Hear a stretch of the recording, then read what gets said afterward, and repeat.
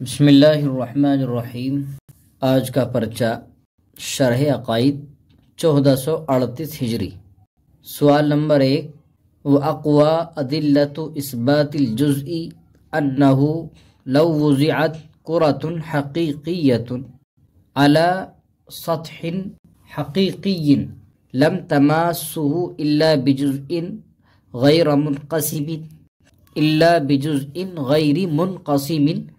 إذ لو ماسته بجزئين لكان فيها خط بالفعل فلم تكن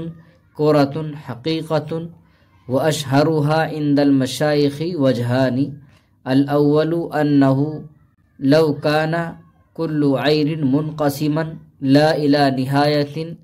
لم تكن الخردلة أصغر من الجبل، لأن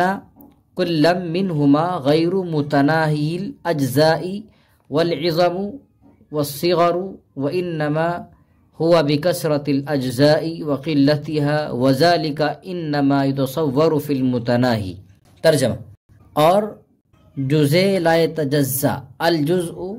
اثبات الجزء، جزء لا يتجزا کو ثابت کرنے والی دلیلوں میں سے سب سے مضبوط اور قوی دلیل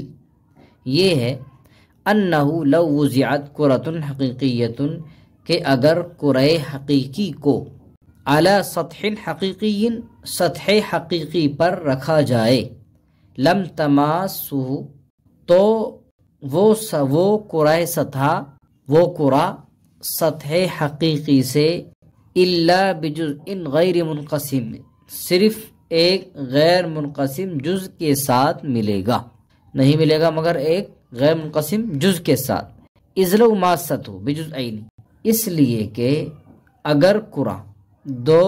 جزوں کے ساتھ سطح حقیقی سے ملے گا، لکان فیہا خط، تو کرہ میں بالفعل خط پایا جائے گا، فلم تکن کرۃ حقیقیۃ، پھر وہ کرہ حقیقی باقی نہیں رہے گا۔ وَأَشْهَرُهَا عِنْدَ الْمَشَائِخِ،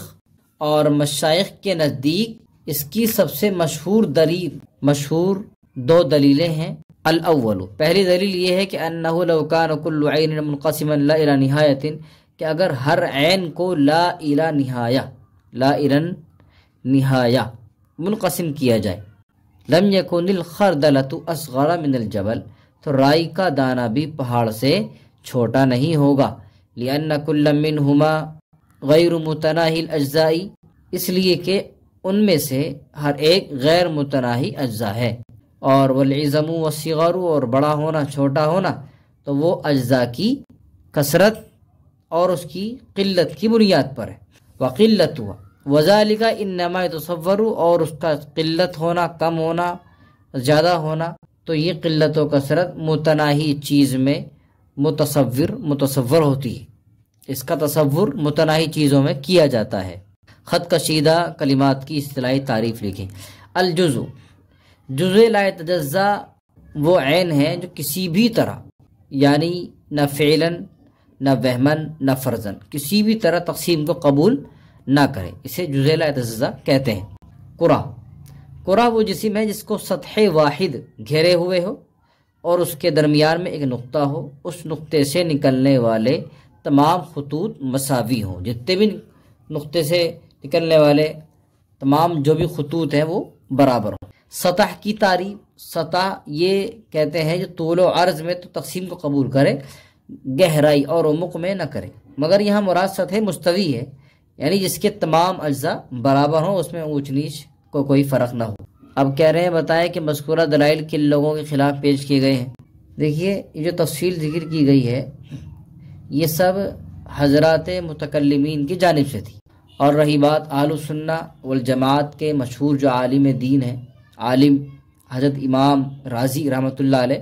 تو آپ نے اس مسئلے میں توقف اختیار کیا ہے، کوئی فیصلہ کن رائے پیش نہیں کی ہے۔ سوال نمبر 2، وتحقیق الخلاف بیننا وبینہم یرجع الی اثبات الکلام النفسی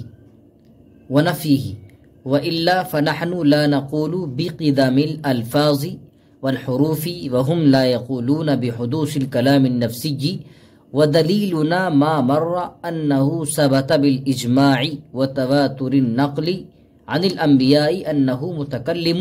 ولا معنى له سوى انه متصف بالکلام ويمتنع قیام اللفظی الحادث بذاته تعالی فتعین النفسی القدیم۔ ترجمہ، اور ہم اشاعرہ اور ان یعنی معتزلہ کے درمیان اختلاف کا مدار، اختلاف کی حقیقت کلام نفسی کے اثبات اور اس کی نفی پر ہے، کلام نفسی کے اثبات اور اس کی نفی کی طرف لوٹتی ہے۔ وَإِلَّا فَنَحْنُ لَا نَقُولُ، ورنہ ہم الفاظ اور حروف کے قدیم ہونے کے قائل نہیں ہیں۔ وَهُمْ لَا يَقُولُونَ، اور وہ لوگ کلام نفسی کے حادث ہونے کی قائل نہیں۔ وَدَلِيلُنَا، اور ہماری دلیل وہی ہے جو ما مرہ گزر چکی کہ انہو ثبت بالاجماع، کہ وہ اجماع سے ثابت ہے، وتواتر النقل عن الانبیاء، اور انبیاء سے تواتر کے ساتھ منقول ہونے سے ثابت ہے کہ انہو متکلم، کہ اللہ تعالی متکلم ہے، ولا معنی لہ سوا انہو متصف بالکلام، اور اس کے علاوہ اس کا کوئی مطلب نہیں کہ وہ کلام کے ساتھ متصف ہے۔ وَيَمْتَنِعُ قِيَامُ اللَّفْظِ الْحَادِثِ، اور کلام لفظی حادث کا قیام اللہ تعالیٰ کی ذات کے ساتھ محال ہے، لہذا فتعین النفسی القدیم، کلام نفسی قدیم متعین ہے۔ کلام لفظی، کلام نفسی قدم اور حدوث کی تشریح کریں۔ کلام لفظی کہتے ہیں کہ جب آدمی کوئی بات بول دے یا لکھ دے یا اشارہ کر دے تو یہ کلام لفظی کہلاتا ہے۔ اور کلام نفسی یہ ہے کہ بولنے سے پہلے آدمی کے دل میں جو مضمون آتا ہے، جو خیال آتا ہے، اس کو کلام نفسی کہتے ہیں۔ اب اس کلام کا اطلاق کلام نفسی پر تو حقیقت ہے اور کلام لفظی پر مجازن ہے۔ قدم اور حدوث، قدم کا مطلب یہ ہے کہ اس پر عدم طاری نہ ہوتا ہو، یعنی وہ ہمیشہ سے ہو اور ہمیشہ رہے، اور حدوث کا مطلب یہ ہے کہ اس پر عدم جاری ہو جائے، یعنی کوئی چیز وجود میں آنے کے بعد ختم ہو جائے، معدوم ہو جائے۔ اس مسئلے میں اہل حق کا مسلک کیا ہے؟ اس مسئلے کے اندر اہل حق کا مذہب یہی ہے کہ کلام لفظی حادث ہے اور کلام نفسی قدیم ہے۔ اختلاف جو ہے، اور ان کے نزدیک کلام سے مراد یہاں کلام نفسی ہے، کلام لفظی نہیں ہے۔ اسی کی طرف شارح نے اشارہ کیا ہے، وہ تحقیق الخلاف بیننا و بینہم، یعنی اہل السنہ والجماعت کا اور معتزلہ کا جو اختلاف ہے اس کا مدار اس چیز پر ہے کہ کلام سے مراد کلام نفسی ہے یا نہیں۔ وہ کلام نفسی نہیں مانتے، اس لیے کہتے ہیں حادث ہے، اور ہم کلام سے مراد کلام نفسی مانتے ہیں، اس لیے کہتے ہیں ہم قدیم ہے۔ تو خلاصہ یہ ہوا کہ اللہ کا کلام نفسی ہے جو کہ قدیم ہے، اور اس کی دلیل یہ ہے کہ یہ بات اجماع سے ثابت ہے، انبیاء سے تواتر کے ساتھ منقول ہے کہ اللہ تعالیٰ متکلم ہے، اور اللہ تعالیٰ کے ساتھ جب صفت کلام ثابت ہوگی تو اللہ تعالیٰ تو قدیم ہے، تو اس کا کلام بھی قدیم ہوگا۔ کیوں؟ اس کے برعکس اگر اللہ تعالیٰ کو قدیم ماننے کے ساتھ ساتھ اس کے کلام کو حادث مانیں گے تو اللہ تعالیٰ باری تعالیٰ جو قدیم ہے اس کے ساتھ حادث کا قیام لازم آئے گا، جو کہ محال ہے۔ ایک قدیم چیز کے ساتھ ایک حادث چیز کا مل جانا یہ محال ہے، اور یہ محال کب لازم آتا ہے؟ جب وہ کلام کو کلام لفظی مانیں گے۔ تو لہٰذا اللہ تعالیٰ کے ساتھ کلام لفظی ماننا محال، تو بچا کلام نفسی متعین ہو گئے۔ اس لیے کلام نفسی قدیم ہے اور کلام لفظی حادث ہے۔ سوال نمبر 3، والثانی ان المذنب اذا علم انه لا يعاقب على ذنبه كان ذلك تقريرا له على الذنب واغراء للغير عليه، وهذا ينافي حكمة ارسال الرسل، والجواب ان مجرد جواز العفو لا يوجب ظن عدم العقاب فضلا عن العلم، كيف؟ والعمومات الواردة في الوعيد المقرونة بغاية من التهديد ترجع جانب الوقوع بالنسبة إلى كل واحد وكفى به زاجرا، اور دوسری دلیل یہ ہے کہ گنہگار گناہ کرنے والا گنہگار کو جب اس بات کا یقین ہو جائے کہ اس کے گناہ پر اسے سزا نہیں دی جائے گی، کان ذالک تقریرا، تو یہ اس کو گناہ پر برقرار رکھنے، وَإِغْرَاءً لِلْغَيْرِ عَلَيْهِ، اور دوسرے کو گناہ پر آمادہ کرنے کا سبب بنے گا۔ وَهَذَا يُنَافِي حکمت ارسال الرسل، اور یہ پیغمبروں کے بھیجنے کی حکمت کے خلاف ہے۔ والجواب، اور جواب یہ ہے کہ ان مجرد جواز العفو، کے محض معانی کا امکان، ظن لا یوجب ظن عدم العقاب، سزا کے نہ ہونے کے گمان کو بھی واجب نہیں کرتا ہے، فضلا عن العلم، چہ جائے کہ وہ یقین پیدا کرے۔ کیف، کیسے یقین پیدا کر سکتی ہیں؟ والعمومات الواردۃ، جبکہ فی الوعید، وعید کے بارے میں آنے والی عام آیات، المقرونۃ بغایۃ من التحدید، جو انتہائی تحدید پر مشتمل ہے، ترجح جانب الوقوع بالنسبۃ الی کل واحد، ہر ایک کے نسبت وقوع کی جانب کو ترجیح دیتی ہیں۔ وکفا بھی زاجرن، اور روکنے کے لیے اتنی بات کافی ہے۔ اور بتائیں کہ یہ دوسری دلیل کن لوگوں کی ہے اور ان کا مسلک کیا ہے؟ یہ دلیل معتزلہ کی ہے۔ ان حضرات کا مسلک یہ ہے کہ معافی، مغفرت صرف ان صغیرہ گناہوں کی ہے اور ان کبیرہ گناہوں کی ہے جن سے بندے نے توبہ کر لی ہو۔ اب ان دوسری دلیل کی جو وضاحت ہے ان حضرات کی، وہ یہ ہے کہ اگر یہ دیکھا جائے، بلکہ یوں کہا جائے کہ جو شخص گنہگار ہے اور اس گنہگار کو اللہ تعالیٰ کی طرف سے بغیر توبہ کے ہر گناہ کی معافی ہو سکتی ہے، تو پھر کیا ہوگا؟ پھر تو یوں ہوگا کہ گناہ کرنے والا بجائے رکنے کے بلا خوف و خطر گناہ پر گناہ کرے گا، بلکہ خود گناہ کرے گا، دوسروں کو بھی گناہ کرنے پر آمادہ کرنے کا سبب بنے گا، کیونکہ جب وہ یہ سمجھے گا کہ معافی ہو سکتی ہے تو بجائے رکنے کے وہ زیادہ گناہوں کی طرف جائے گا۔ اور پھر ایسا کرنا رسولوں کے بھیجنے کے مقصد کے بھی خلاف ہوگا، کیونکہ رسول کے بھیجنے کا مقصد تو گناہ سے روکنا ہوتا ہے، نہ کہ گناہوں پر آمادہ کرنا۔ اس کی طرف سے جواب یہی ہے کہ شرک کے علاوہ باقی تمام گناہوں کی جو معافی کا اعلان ہے کہ اللہ تعالیٰ ان اللہ لا یغفر ان یشرک بہ ویغفر ما دون ذلک، کہ شرک کے علاوہ جو گناہ ہیں ان کو جو معاف کرے گا اللہ تعالیٰ، تو اس کو کیا واجب قرار دیا گیا ہے؟ یعنی معاف کرنا ضروری ہے اللہ کی طرف سے؟ نہیں، بلکہ تو اللہ کی مشیت پر موقوف ہے۔ یعنی یہ کہا جا سکتا ہے کہ جس طرح معافی کی امید ہے اسی طرح عذاب کی بھی امید ہو سکتی ہے، بلکہ یوں کہا جائے کہ عذاب کی امید زیادہ ہے، اس لیے کہ سزا کی وعیدیں تو اللہ تعالیٰ نے اتاری ہیں، نصوص وارد ہیں جو بالکل انتہائی تحدید پر مشتمل ہے، لہٰذا دنیا کا عذاب راجع بھی ہے، اور معانی کا صرف امکان ہے، اور محض امکان سے کوئی شخص گناہ پر ہمت نہیں کر سکتا ہے اور یقین نہیں کر سکتا کہ مجھ کو معاف کر دیا جائے گا۔ عمومات کی مراد اور مثالیں لکھیں۔ عمومات سے مراد سزا کی وعید کے بارے میں وہ نصوص ہیں جو وارد ہیں، جو نصوص وارد ہوتی ہیں وہ عمومات سزا کی وعید کے بارے میں جو بھی نصوص وارد ہوتی ہیں، مثلا زنا کے بارے میں سزا وارد ہے، الزانیۃ والزانی فاجلدوا کل واحد منہما، اسی طرح چوری کے بارے میں سزا ہے، السارق والسارقۃ فاقطعوا ایدیہما، اسی طرح تارک الصلاۃ کے بارے میں حدیث ہے کہ من ترک الصلاۃ متعمدا فقد کفر، وغیرہ وغیرہ۔ شرح نخبۃ الفکر، سوال نمبر 1، ثم يقدم في الأرجحية من حيث الأصحية ما وافق شرطهما لأن المراد به رواتهما مع باقي شروط الصحيح، ورواتهما قد حصل الاتفاق على القول بتعديلهم بطريق اللزوم، فهم مقدمون على غيرهم في رواياتهم، وهذا أصل لا يخرج عنه إلا بدليل، فإن كان الخبر على شرطهما معا كان دون ما أخرجه مسلم أو مثله۔ ترجمہ، پھر اصحیت کے اعتبار سے راجع ہونے میں وہ حدیثیں مقدم ہیں جو ان کی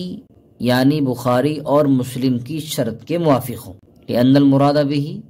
اس لیے کہ ان کی شرط سے مراد رواتہما، ان کے روات ہیں، مع باقی شروط صحیح، صحیح کی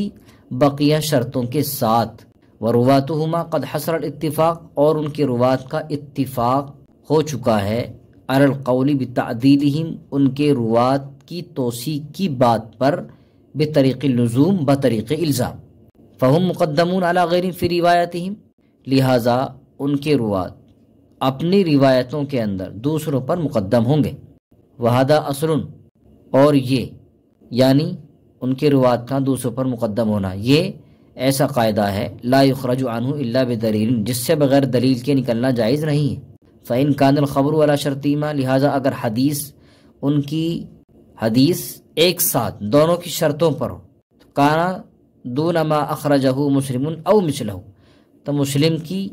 تخریج کردہ حدیث سے کمتر یا اس کے برابر ہوگی۔ آگے ہے صحیح کی تعریف اور اس کی شرطیں تحریر کریں۔ صحیح کہتے ہیں وہ الحدیث الذی اتصل سندہ بروایت عادل تام الضبط غیر علت ولا شذوذ، یہ صحیح کی تعریف۔ صحیح میں صحیح لذاتی کی 5 شرطیں،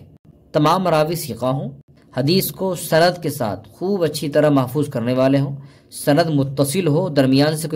کوئی راوی ساقط نہ ہوا ہو، اسناد میں کوئی علت خفیہ نہ ہو، روایت شاذ نہ ہو۔ سوال نمبر 2، ثم الطعن يكون بعشرة أشياء بعضها أشد في القدح من بعض، 5 منها تتعلق بالعدالة و5 تتعلق بالضبط، ولم يحصل الاعتناء بتمييز أحد القسمين من الآخر لمصلحة اقتضت ذلك، وهي ترتيبها على الأشد فالأشد في موجب الرد على سبيل التدلي، لأن الطعن إما أن يكون لكذب الراوي أو تهمته بذلك۔ ترجمہ، پھر طعن جرح 10 چیزوں کی وجہ سے ہوتی ہے، یا پھر جرح 10 چیزوں کی وجہ سے ہوگی۔ عیب میں بعض سے سخت ہے، 5 کا تعلق عدالت راوی سے ہے اور 5 کا تعلق ضبط راوی سے ہے۔ ولم يحصل الاعتناء بتمییز احد القسمین من الآخر، اور ایک قسم کو دوسری قسم سے ممتاز کرنے کا اہتمام نہیں ہو سکا، لمصلحت، ایک مصلحت کی وجہ سے، اقتضت ذالک، جو اس کا مقتضی تھا، وہی ترتیبها علی الاشد، اور وہ مصلحت کیا ہے، اور وہ مصلحت علی الاشد فالاشد فی موجب الرد، اسباب جرح کو ایجاب رد میں الاشد فالاشد کے قاعدے کے مطابق اوپر سے نیچے کی طرف لے جاتے ہوئے مرتب کرنا ہے، علی سبیل تدلی، اوپر سے نیچے کی طرف لے جاتے ہوئے ترتیبها مرتب کرنا ہے۔ کیوں؟ لأن الطعن، اس لیے کہ جرح اما ان یکون لکذب الراوی، یا تو راوی کے کذب کی وجہ سے ہوگی، او تہمتی بذالک، یا راوی پر تہمت کذب کی وجہ سے جرح ہوگی۔ عدالت اور ضبط کا مطلب لکھ کر ان سے متعلق اسباب طعن ترتیبوار تحریر کریں۔ عدالت سے مراد ایسی قوت و ملکہ ہے جو لوگوں کو تقوی اور مروت کے لازم پکڑنے پر ابھارتی ہے۔ ضبط سے مراد کسی چیز کو دل و دماغ یا تحریر وغیرہ کے ذریعے محفوظ کر لینا۔ بہرحال مصنف علیہ الرحمہ نے دونوں قسموں کو ایک ساتھ بیان کیا ہے، اور اس کی مصلحت یہی ہے کہ اس طریقے پر یہ معلوم ہو جائے گا کہ موجب رد میں فلاں سبب سب سے زیادہ سخت ہے۔ اسباب طعن ترتیب وار تحریر کریں۔ جی، اسباب طعن 10 ہیں۔ نمبر 1 کذب،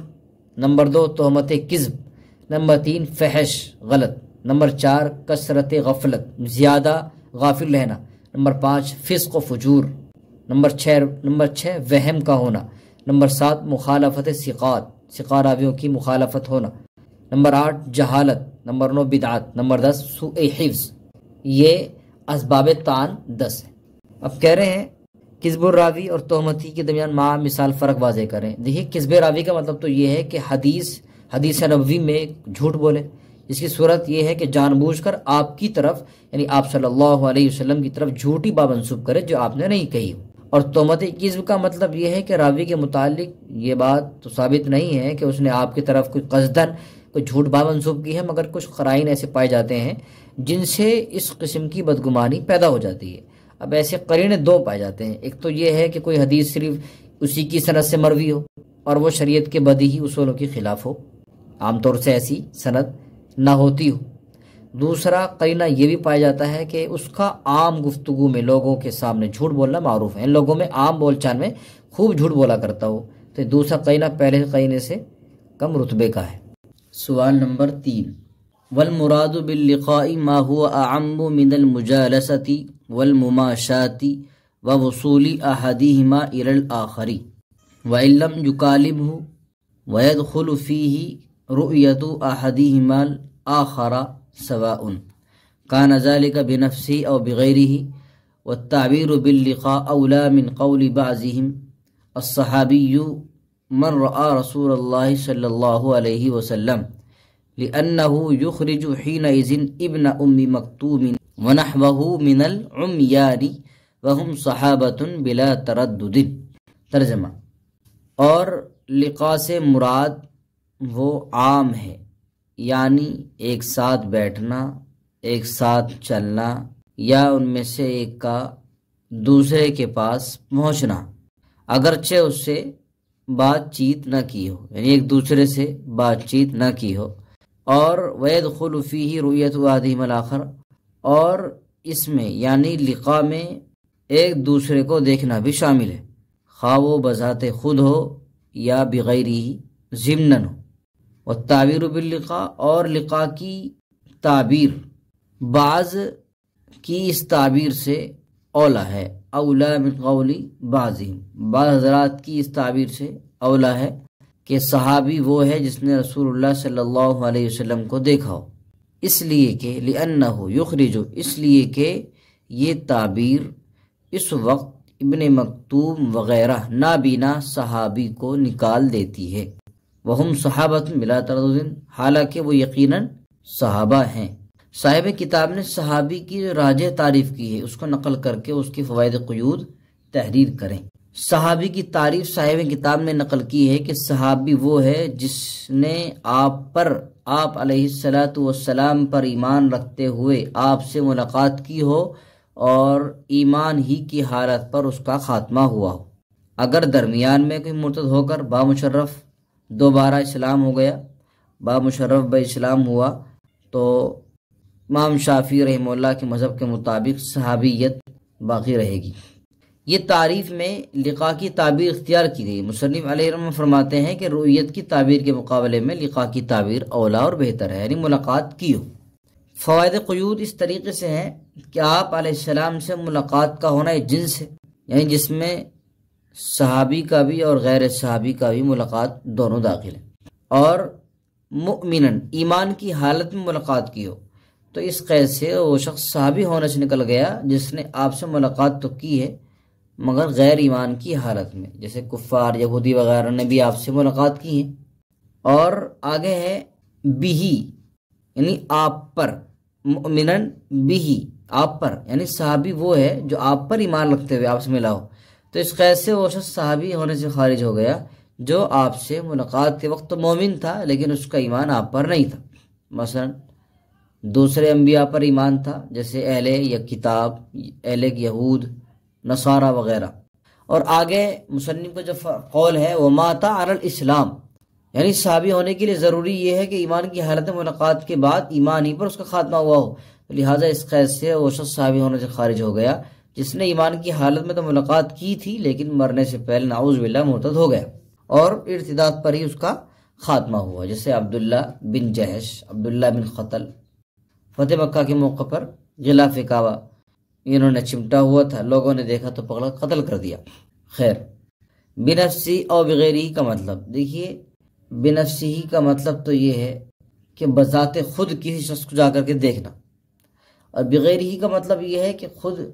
نہ دیکھ سکتا ہو، دوسرے کے واسطے سے دیکھے، جیسے بچہ ہے اسے اٹھا کر کے آپ کے پاس لے جائے اور خود جا کر دیکھنے کی طاقت نہ ہو، تو یہ ہے بغیر ہی، دوسرے کے واسطے سے دیکھنا، اور خود جا کر کے دیکھنا یہ بنفسی ہی۔